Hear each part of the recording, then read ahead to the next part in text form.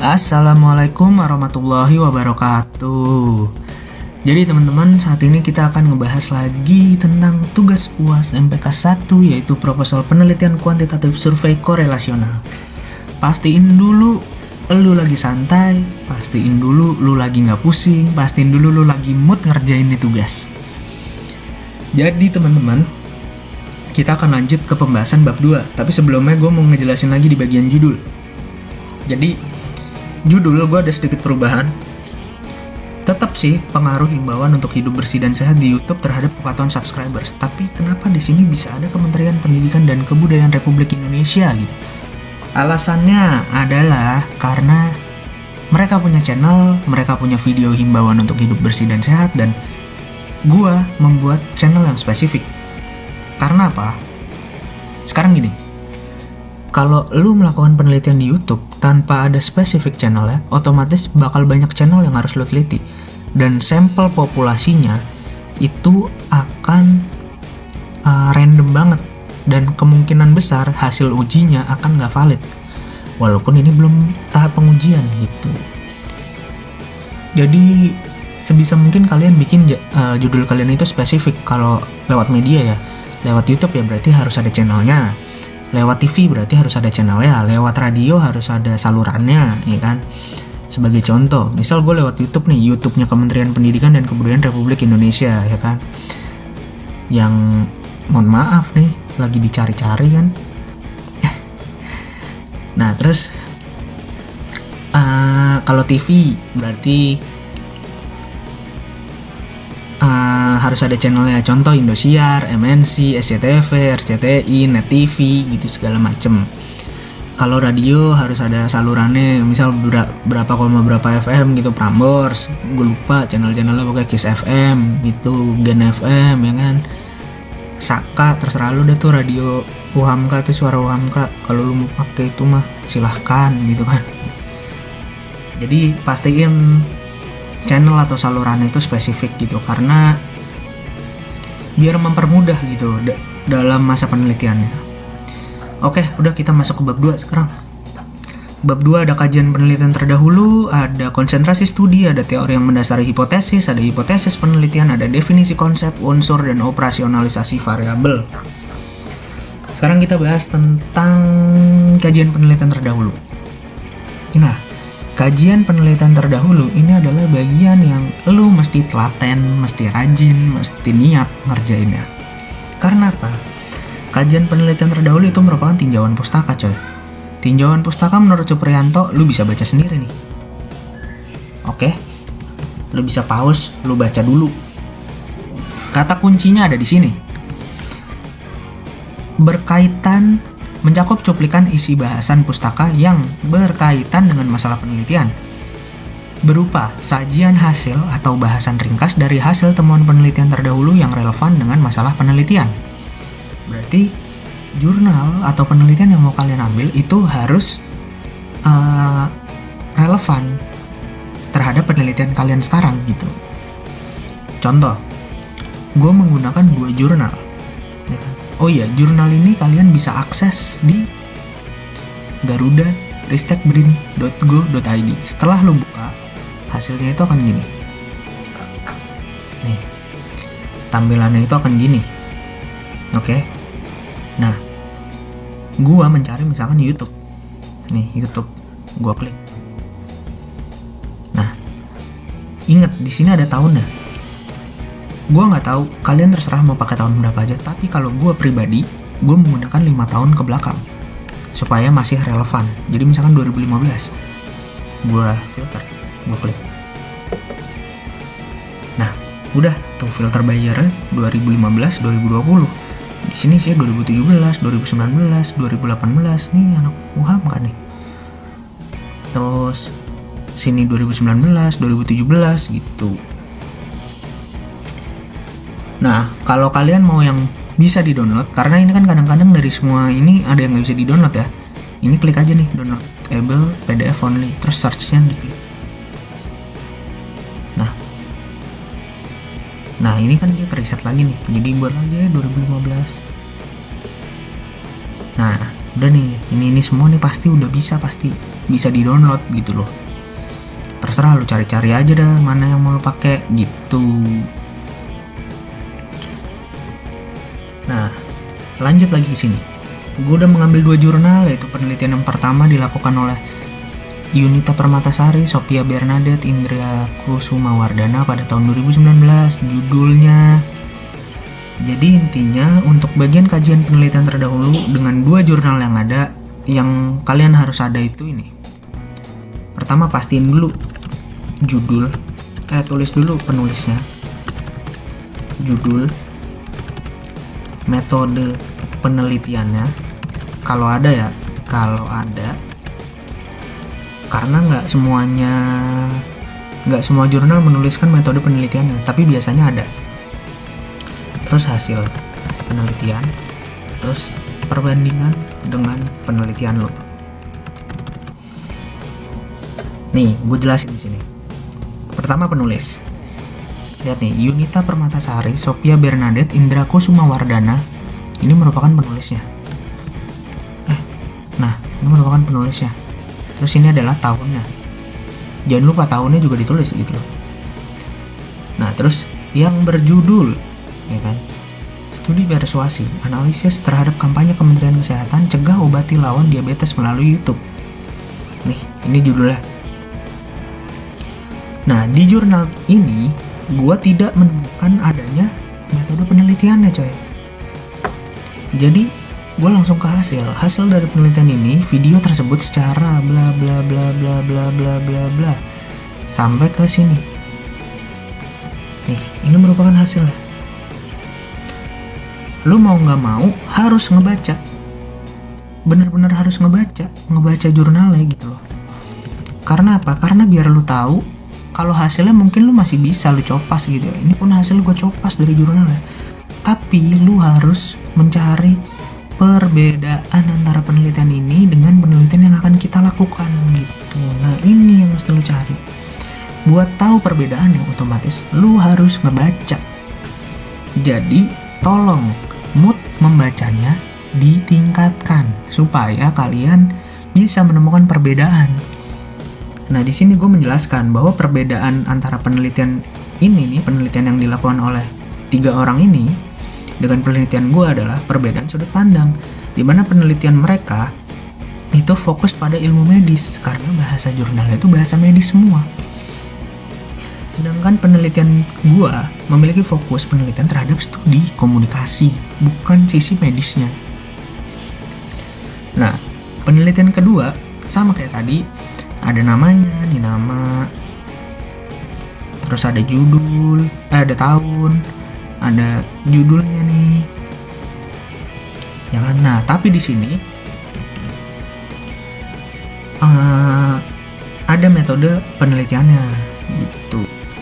Nah, di sini penelitian mengenai teknik-teknik persuasif dalam media sosial yang dilakukan oleh pakar parenting Ayah Edi menggunakan tipe penelitian deskriptif dengan metode analisis isi kualitatif gitu, teman-teman. Nah, terus di sini ada hasilnya. Fokus riset ini adalah untuk mengidentifikasi dan mendeskripsikan dari hasil analisis melalui analisis transkrip video dan bla bla bla bla bla bla. Ini merupakan hasil penelitiannya nih. Nah, balik lagi kayak tadi, kita mesti menjelaskan perbedaannya. Nah, menjelaskan perbedaan ini harus apa? Harus baca. Jadi dibaca jurnalnya, jangan cuma didiemin doang. Perbedaan antara penelitian ini dengan penelitian yang akan dilakukan oleh penulis sama kayak tadi adalah perbedaan metode penelitian kali ini, teman-teman. Jadi dia menggunakan metode kualitatif, kita menggunakan metode kuantitatif gitu. Udah. Pokoknya setelah kalian dapat 2 jurnal yang kalian baca, kalian perdalam buat menemukan perbedaannya, itu udah langsung masuk ke bagian kedua. Jadi pokoknya yang rada lama tuh biasanya bagian 2.1 ini, karena kalian harus membaca 2 jurnal sekaligus. Nah, sekarang masuk ke bagian konsentrasi studi. Konsentrasi studi ini tergantung peminatan semua, teman-teman. Karena gue humas, ya pada penelitian ini konsentrasi studi mengarah pada bidang humas. Nah, terus gue memberikan deskripsi sedikit tentang humas menurut ahli. terserah kalian mau pakai ahlinya siapa gitu, karena kan banyak ahli yang mendeskripsikan humas itu seperti apa, ya terserah kalian. Jadi pada intinya tuh seharusnya gini aja udah cukup harusnya. Cuma kan kalau cuma satu kalimat kayak kentang gitu nggak sih, kayak takut salah apa bener nih gue gitu kan. Nah biasanya gue jelasin lagi humasnya gitu. Toh gue udah nanya sama Pak Mariono, tapi ya kagak ada responnya sama sekali gitu, nggak dibalas, di read juga kagak gitu. Nggak tahu apa dia lagi berantem sama istrinya apa gimana, gue nggak tahu deh ya. HP-nya disita kali sama bininya, nggak tahu gue. Nah sekarang masuk ke teori yang mendasari hipotesis. Nah teori yang mendasari ini kan di temu 12 ya, dia udah ngejelasin kan, udah ngasih deskripsinya, dicopas aja, nggak usah repot-repot. Bener deh, nggak usah repot-repot, dicopas aja. Gue udah yakin banget ini bener. Karena apa? Karena dia yang ngasih. Dia yang ngasih dan kita tinggal copas gitu doang. Masuk ke hipotesis penelitian. Hipotesis penelitian ada H0, ada HA. Nah, hipotesis penelitian ini gue yakin pasti banyak yang nggak ngerti juga. Kalian bisa buka webnya di nih, www.eurekapendidikan.com/2015/10 bagaimana strip teknik, strip penyusunan, strip hipotesis, strip penelitian.html. Nanti tampilan seperti ini teman-teman. Nah, tolong dibaca. Ini Margono bukan Mariono ya. Nah, tolong dibaca. Nih, dibaca baik-baik sampai bawah, sampai kalian tahu segala macam gimana caranya menentukan hipotesis. Gue pun dari sini, tapi yang gue pakai hipotesisnya adalah hipotesis 0 dan ini hipotesis komparatif. Jadi hipotesis komparatif merupakan jawaban sementara terhadap rumusan masalah komparatif menurut kakek Sugiono. Pada rumusan ini variabelnya sama tetapi populasinya atau sampelnya yang berbeda atau keadaan itu terjadi pada waktu yang berbeda. Nah, simpelnya gini. Hipotesisnya itu kalau lu pakai komparatif, dia cuma ada dua opsi antara tidak terdapat pengaruh atau terdapat pengaruh yang signifikan gitu. Jadi H0 itu adalah yang negatif, HA-nya itu adalah yang positif. Dan berhubungan sama judul lu gitu. Jadi kan judul gue itu gini,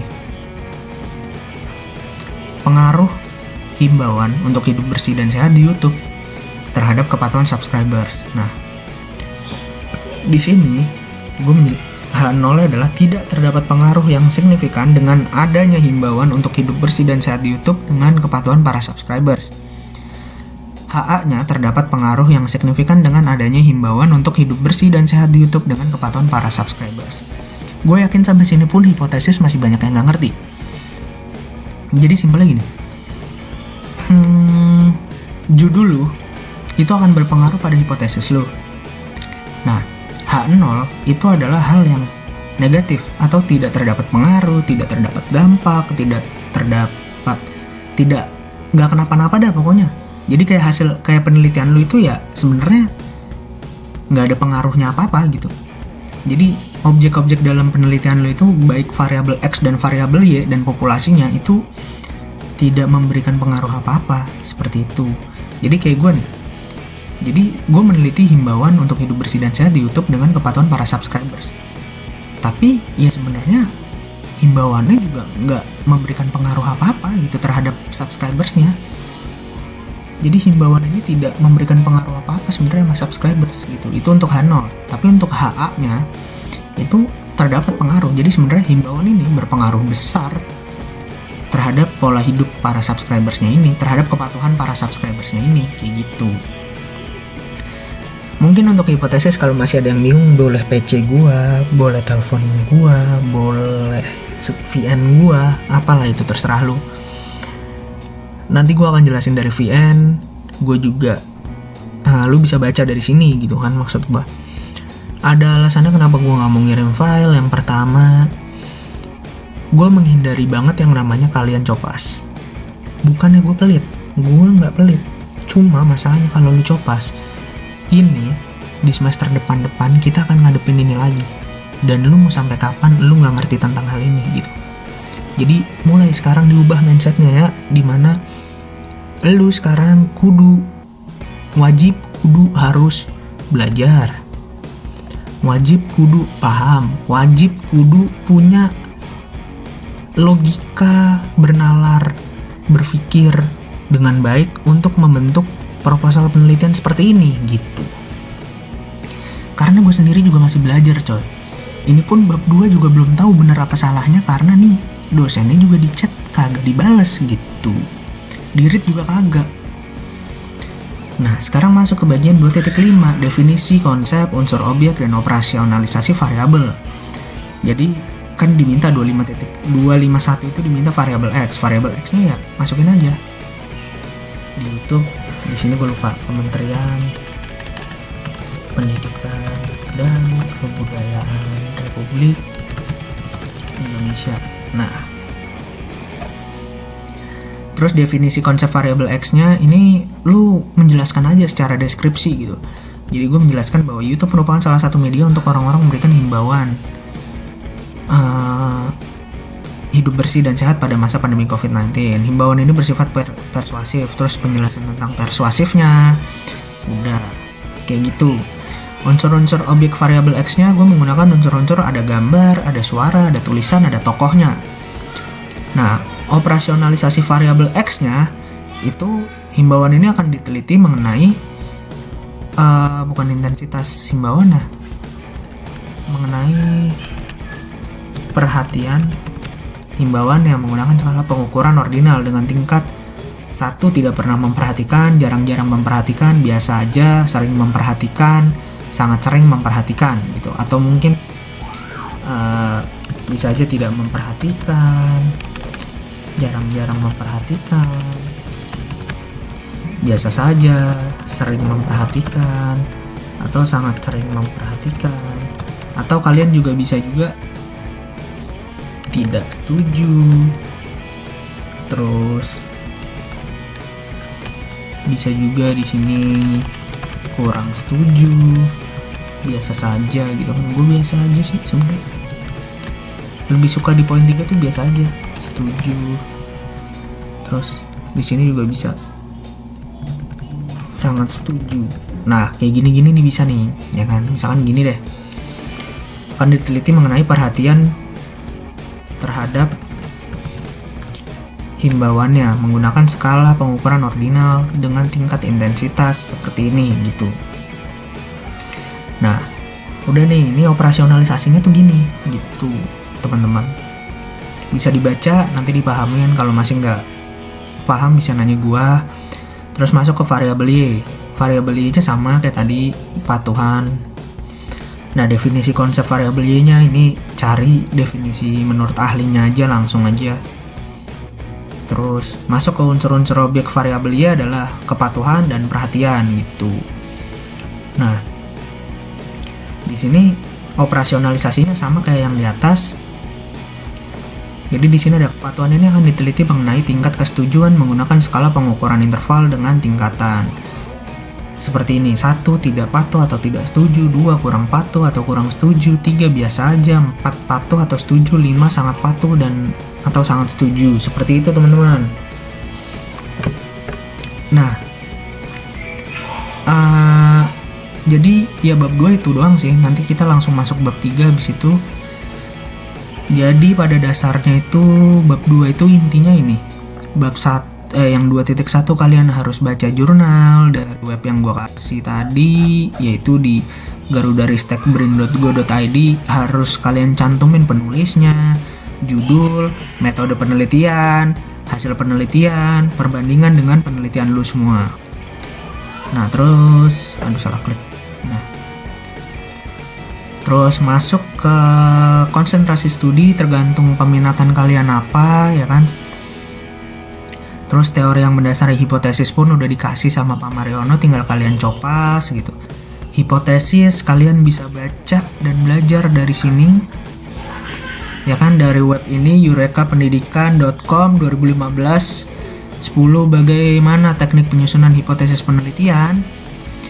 Terus definisi konsep, kalian tinggal sebut lagi variabel X kalian, terus kalian mendefinisikan konsep variabel kalian. terus kalian menentukan unsur-unsur objek variabel X kalian, terus kalian membuat operasionalisasi gitu kan. Sama juga dengan yang variabel Y. Jadi mungkin kurang lebihnya video ini gue buat seperti ini. Mohon maaf kalau masih banyak yang kurang, kalau banyak yang salah tolong dikoreksi di kolom komentar. Mungkin kalian yang tahu lebih banyak bisa jelasin ke gue lewat PC, lewat komentar, lewat segala macem. Gue pasti gue baca kok. Dan pasti gue bales gitu. Gue pasti akan coba ngerespon kalian satu persatu gitu. Kalau gue ngeresponnya rada lama, mohon maaf karena gue megang HP juga bukan buat buka WA doang coy. Termasuk ya nonton YouTube, ya main game, ya segala macem gitu kan. Jadi mohon maaf gitu. Tapi selama kalian nanya pasti gue jawab gitu. Jadi itu penjelasan dasar, penjelasan singkat dari gue secara general untuk bab 2. Kurang lebihnya gue mohon maaf. Wassalamualaikum warahmatullahi wabarakatuh.